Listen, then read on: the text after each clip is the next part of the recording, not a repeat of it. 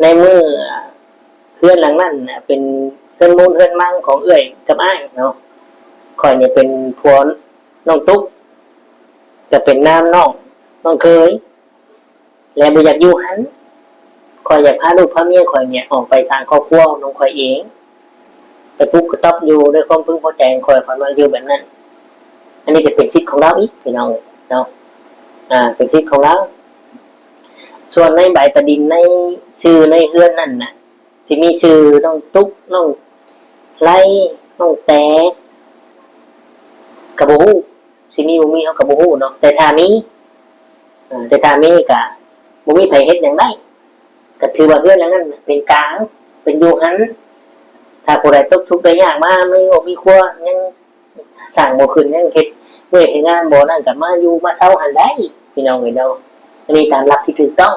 ถ้ามีชื่อวัดสุคนนะเพราะว่า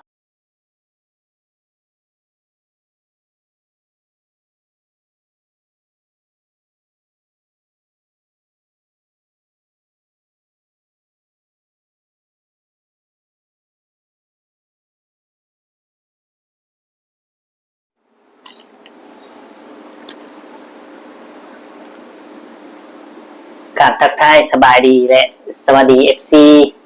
พ่อแม่พี่น้องหมู่เพื่อนเบิดทุกคนทุกท่านว่าสิเป็น FC พี่น้องฝั่งไทยฝั่งลาวหรือว่าต่างประเทศก็ยินดีต้อนรับเข้าสู่ช่อง YouTube ตุกคำปันสุขเด้อพี่น้องเอ้ยเนาะมาเจอของพ่อตุกคำมื้อนี้พี่น้องเอ้ยก็อยู่ห้องคือเก่าเนาะตุกคำจะมาแสดงความคิดเห็นและมาวิเคราะห์เบิ่งเรื่องราวที่เกิดดราม่ากันอยู่เดี๋ยวนี้พี่น้องเอ้ยเนาะระหว่างน้องไล่กับทีมงานยูทูบเบอร์เนี่ยเนาะเกิดมีปัญหาจะตกชกต่อยกันพี่น้องเอ้ยเนาะตุกคำจะมาวิเคราะห์เบิ่งเดี๋ยวนี้พี่น้องเอ้ยเนาะจะถูกหรือบ่ถูกจะแม่นบ่แม่นตุกคำก็ขอโทษขออภัยนำเนาะถ้าว่าเว้าผิดพลาดประการใดก็ขอโทษขออภัยนำหลายๆพี่น้องเอ้ยเนาะลองฟังเบิ่งแล้วก็พิจารณาเบิ่งว่าสิ่งที่ตุกคำวิเคราะห์ออกมาเนี่ยมันใกล้เคียงบ่เนาะหรือว่าถูกบ่ก็บ่พาว่ากันพี่น้องเอ้ยเนาะเสียงบรรลมพี่น้องเอ้ยเนาะคือแนวนี้พี่น้องเอ้ยเนาะทางน้องแต่น้องไล่เนี่ยแต่ก่อนนี่ก็อยู่ป่าอ้อยปุ๊กตูบอยู่คือกันพี่น้องเอ้ยเนาะแล้วก็มีทีมงานยูทูบเบอร์เนี่ยเขาไปท้ายพี่น้อง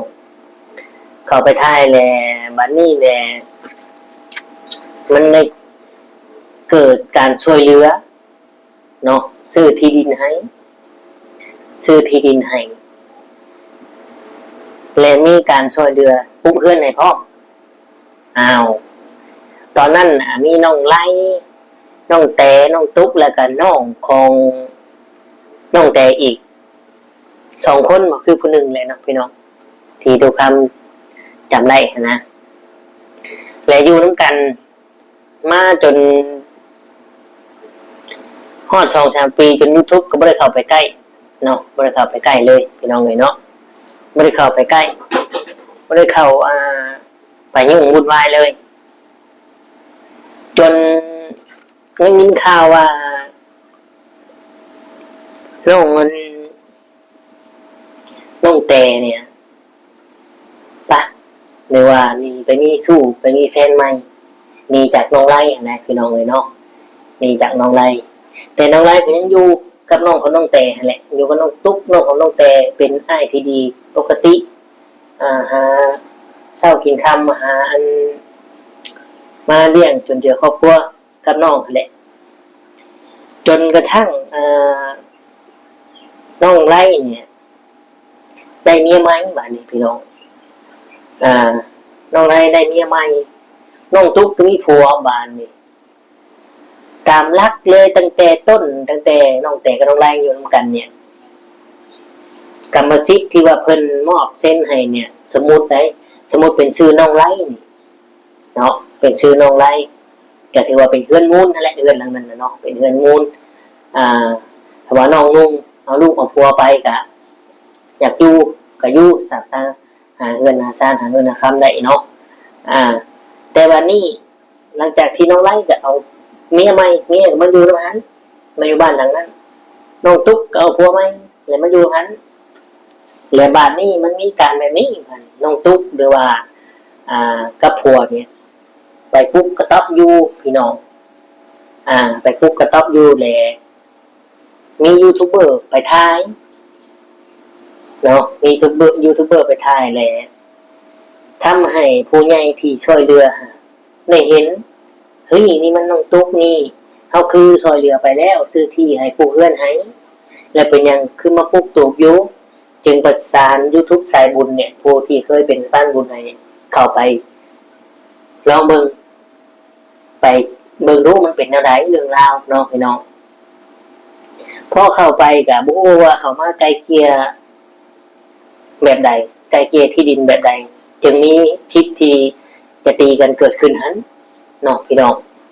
และบัดนี้ตู้ค่ำน่ะวิเคราะห์สันนิษฐานแล้วนี่พี่น้องทางครอบครัวเพิ่นเนี่ยทางน้องไล่น้องตุ๊กเนี่ยเมียใหม่หรือว่าเคยใหม่เนี่ยผัวของน้องตุ๊กอาจสิบ่ได้ผิดกันอาจสิถูกกันแต่เพียงแต่ว่าน้องตุ๊กเนี่ยหรือว่าผัวของน้องตุ๊กเนี่ยอยากออกจากน้องไล่เพื่อไปสร้างครอบครัวของตนเองไปปุ๊กต๊อบยูเพื่อมี YouTube มาถ่ายและได้รับความช่วยเหลือแบบนี้นี่คือเรื่องจริงพี่น้องอาจสิเป็นเรื่องจริงเนาะเพราะว่าลักๆเลยเรื่องหลังนั้นก็เกิดจากความช่วยเหลือเพื่อนอาจสิคุยกันโอ้ยแต่ก่อนลุงเนี่ยครับเกิดโตนี่ครับชื่อแต่นี่ก็ปุ๊บก็ต๊อบอยู่นี่แหละก็มี YouTube มาถ่ายก็มีผู้ใหญ่ใจดีเพิ่นได้เห็นได้คิดโตนสงสารเพิ่นก็เลยช่วยเหลือเข้ามาอันนี้ก็คือกันพี่น้องเพิ่นอาจจะคุยกันแล้วเนาะเพิ่นอาจจะคุยกันเข้าใจกันแล้วก็บ่ได้แม่นว่าน้องไล่นี่ไล่ออกเมียน้องไล่นี่ไล่น้องตุ๊กออกจากเรือนหลังนั้นบ่แม่นด้วยความเพิ่นคุยกันหรือว่าจุดประสงค์ของผัวเพิ่นอยากออกไปเป็นครอบครัวของเพิ่นผู้เดียวเพิ่นหันเนาะพี่น้องทุกท่านเลยวิเคราะห์ว่ามันอาจจะเป็นแผนเพิ่นหรือว่าเป็นความคิดของใครผู้หนึ่งที่ว่าออกไปปุ๊บกระต๊อบอยู่เพื่อให้ทาง YouTube เนี่ยเข้ามาถ่ายและมีการช่วยเหลืออาจจะซื้อดินให้หรือปลูกเพื่อนให้อีกนี่นะพี่น้องเรื่องราวมันเป็นอย่างนี้แต่บัดนี้มี YouTube เข้ามากดดันน้องไล่ว่าน้องไล่เนี่ยบ่อยากให้ทั้งนั้นอยู่หมดหรือว่าแนวใดน้องไล่ก็เลยว่าบ่อยู่ก็ได้ไทยมาบุญบ้านเดี๋ยวนี้กดดันกันไปนี่เนี่ยไปอยู่ทางอยู่สบายใจกว่าอยู่แบบเก่าดีกว่านะพี่น้องเนาะทาง YouTube ก็เว้าเองก็ได้ เว้าเองก็ได้นะพี่น้องมันเป็นอย่างนั้นแต่ว่าถ้าว่าเว้าลักๆเลยนี่ลักๆเลยนี่ถ้าว่าสมมุตินี่ตั้งแต่แรกต้นที่ปลูกเรือนปลูกสร้างที่ดินให้นี่เป็นชื่อของเฒ่าไร่นี่เนาะเป็นชื่อของเฒ่าไร่นี่มันก็กรรมสิทธิ์ก็อยู่กับเฒ่าไร่นั้นพี่น้องเอ้ยเนาะในบัดนี้เว้าในด้านของกฎหมายอีกเฒ่าไร่เราก็บ่ได้มีจากบ้านหลังนั้นไปแล้วก็บ่ได้ถิ่มลูกถิ่มเมียน้องแต่เป็นคนถิ่มเฒ่าไร่ไปบาดพี่น้องในมุมนั้นน้องแต่เป็นคนถิ่มเฒ่าไร่ไปแล้วบัดนี้เฒ่าไร่นี่ผิดหยังบาดน้องแต่ถึงหนีไปถึงผิดน้องไว้กับน้องไร่อยู่หั่นจนเรามีเมียใหม่น้องตุ๊กก็มีผัวฉันใดพี่น้องไม่ต้องไล่มาตั้งแต่ต้นเหตุไหนถ้าว่าสิเอาบ้านหลังนั้นคืนกันเนาะว่าไผผิดไผถูกมันนั้นแต่มันนี่ทุกครั้งเห็นคลิปอีกคลิปนึงแบบเพิ่นยังถือกันอยู่น้องไล่กับน้องแต่ก็ว่าบ่ได้ผิดได้ให้กัน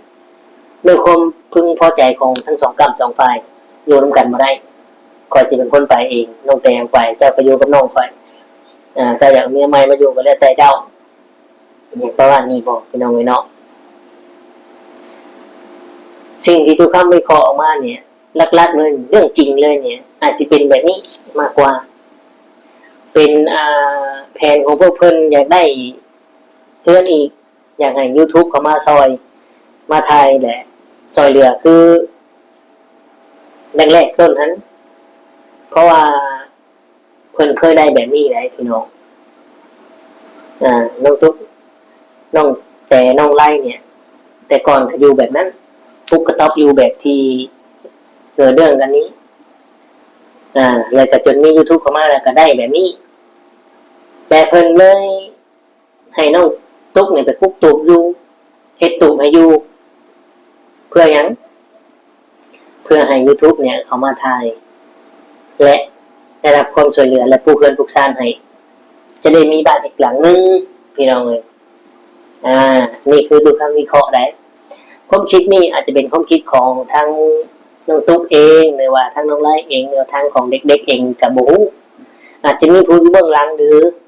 ทั้งผู้ใหญ่เพิ่นแนะนำกับเฮากับบูแต่ตัวคำวิเคราะห์ออกมาเนี่ยอาจจะเป็นอย่างนี้พี่น้องเลยเนาะเพราะว่าซึ่งมันก็อยู่กันมาหลายปีเติบเลย 2-3 ปีเลยก็ไม่มีเรื่องเนี่ยพวกเพิ่นก็อยู่แบบนั้นเนาะจนกระทั่งมีการได้พุกกระต๊อบอยู่เนี่ยและมีผู้ใหญ่เพิ่นเห็นเนี่ยจึงให้ทางยูทูบเบอร์สายบุญเนี่ยเข้ามาหามาไกลเกลี่ยเรื่องที่ดินให้แบบใดตัวคำกับโมมาไกลเกลี่ยที่ดินให้นี่น้องไล่มันไปพลิกกับไผไปญาติที่ดินกับไผเนาะญาติกันกับเพื่อนหลังนั้นบ่ญาติกำลังแต่บ่หรือว่ากำลังตุกบ่เนาะแต่ว่าบ่อยากให้น้องตุ๊กอยู่แต่ว่าจังไดอย่างประมาณนี้เนาะแต่ตามหลักที่เฮาได้เบิ่งเนี่ยทุกพวกเพิ่นก็ถือกันดีได้ถือกันดีพี่น้องเนาะบ่ได้มีการให้การทะเลาะกันเลยจนมี YouTube เข้ามาเนี่ยก็สร้างความวุ่นวายอย่างประมาณนี้แล้วเนาะสิ่งที่พอน้องได้เว้าหันเราตั้งประเด็นตัวนี้ขึ้นมาแต่ตู้ข้ามว่านี่ถ้าว่าแล้วว่านี่ถ้าบ่เกิดข้อมูลว่านี่อาจจะเป็นความคิดของน้องตุ๊กกับผัวในเมื่อเพื่อนหลังนั้นเป็นเพื่อนมูลเพื่อนมั่งของเอื้อยกับอ้ายเนาะข่อยเนี่ยเป็นผัวน้องตุ๊กจะเป็นน้องเคยและบ่อยากอยู่หันข่อยอยากพาลูกพาเมียข่อยเนี่ยออกไปสร้างครอบครัวน้องข่อยเองแต่ปุ๊บก็ต้องอยู่ด้วยความพึงพอใจข่อยมาอยู่แบบนั้นอันนี้จะเป็นสิทธิ์ของเราอีกพี่น้องเนาะเป็นสิทธิ์ของเราส่วนในใบตะดินในชื่อในเฮือนนั่นน่ะสิมีชื่อน้องตุ๊กน้องไล่น้องแต่กับบ่ฮู้สิมีบ่มีเฮากับบ่ฮู้เนาะแต่ถ้ามีก็บ่มีไผเฮ็ดหยังได้ก็ถือว่าเฮือนหลังนั้นเป็นกลางเป็นอยู่หันถ้าผู้ใดตกทุกข์ได้ยากมาไม่มีครัวยังสร้างบ่ขึ้นยังเฮ็ดเฮ็ดงานบ่นั่นก็มาอยู่มาเซาหันได้พี่น้องเอ้ยเนาะอันนี้ตามหลักที่ถูกต้องถ้ามีชื่อวัตถุคนนะเพราะว่าตามหลักเลยเพื่อนนั้นก็เกิดขึ้นจากน้องไล่กับน้องแต่ก็คือเป็นผู้ใหญ่สัมพอสัมเมเนี่ยถ้าเปรียบใส่เด็กน้อยชุมนั้นนะชมน้องตุกกับน้องเพิ่นน่ะแต่ว่าน้องไล่น้องแต่นี่เป็นสำนักเป็นพ่อเป็นแม่ในเรือนหลังนั้นเป็นเงินมูเงินมั่งเงินเข้าเนาะนี่คือทุกคำวิเคราะห์สันนิษฐานเบิ่งนะมันต้องเป็นอย่างนี้อยู่แล้วสำหรับเพื่อนหลังนั้นนะแต่สำหรับตัวที่ว่าปุ๊บก็ต้องอยู่นี่ทุกคำสันนิษฐานว่าพวกเพิ่นน่ะอยากให้ YouTube เข้ามาซอยและเพื่อสิได้เฮือนอีกหลังนึงมันต้องแบบนี้แหละพี่น้องทุกคำคิดว่าแบบนี้แน่นอนเนาะพี่น้องเนาะ FC ของทุกคำคิดว่าอย่างไรเนาะประมาณนี้พี่น้องเลยทุกคำก็ขอขอบคุณที่เข้ามาเบิ่งมาชมกดไลค์กดแชร์ให้เนาะขอขอบคุณเวลาสำหรับคลิปนี้ก็ฝากไว้ชั้นนี้เนาะสิ่งที่ทุกคำบอกมาเนี่ยสิถึงหรือผิดก็พิจารณาเบิ่งเนาะแต่ทุกคำเนี่ยก็อยู่ในกลุ่ม YouTube คือกันเคยไปถ่ายเคยมีประสบการณ์ในเรื่องราวแบบนี้เนาะเฮาฮู้ว่ามันเป็นแนวใดการถ่ายทำการสื่อออกมาเฮามีการดัดแปลงเขาตัดออกได้เพราะฉะนั้นเฮาต้องเสพข่าวดีๆพี่น้องเนาะและบางครั้งผู้ที่เฮาไปถ่ายผู้ที่เฮาไปละเมิดสิทธิ์เขาหลายก็บ่ถือผู้ที่เฮาก็ให้ความเป็นธรรมครั้งผู้ทุกข์ผู้ยากนำแน่พี่น้องเนาะซุมื้อนี้เนี่ยความยุติธรรมมันบ่อยากมีพี่น้องเนาะ ส่วนมากคนมีเงินที่ชนะทุกสิ่งทุกอย่างพิษก็กลายเป็นถือความยุติธรรมบ่มีสิ่งที่ทำให้เขาได้คือกรรมเวรที่จะซอยเขาได้ซอยผู้ทุกข์ยากลำบากนี้ได้เนาะสาธุเด้อขอให้เวรกรรมตามสนองมันสาธุนี่คนผู้ตกทุกข์และยากถูกกระทำเนี่ยซึ่งมันเฮ็ดอย่างบ่ได้นะสมมุติเฮ็ดอย่างบ่ได้มันบ่สมมุติเรื่องจริงเลยแหละพี่น้องเอ้ยเนาะสมมุติว่าเกิดเรื่องและคนทุกข์เนี่ยถือคนลำบากนี่ถูกต้องแต่ว่าคนมีเงินน่ะผิดแต่ทำให้คนทุกข์น่ะผิดคนมีเงินน่ะถูกมันโลกมันสิเป็นไปแบบนี้พี่น้องเอ้ยฟันธงเลยดูคำฟันธงให้เลยมันสิเป็นไปแบบนี้เนาะ